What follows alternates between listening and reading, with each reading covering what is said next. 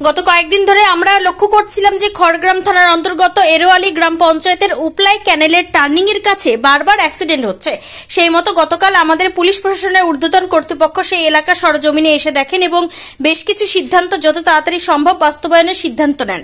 যেমন guard railing স্থাপন, রাস্তার ধারে এলাকা পরিষ্কার করা, রাস্তার পাশে বৈদ্যুতিক খুঁটি স্থানান্তর, স্পিড ব্রেকার স্থাপন ইত্যাদি। আর সেই মতো খড়গ্রাম থানার পক্ষ থেকে আজ আমরা গার্ড রেলিং স্থাপন করি, জেসিবি লাগিয়ে রাস্তার দুই পাশ পরিষ্কার করে এবং রোডের ধারে ইলেকট্রিক পোল, বিভিন্ন গাছে রেডিয়াম লাইট লাগানো হয়।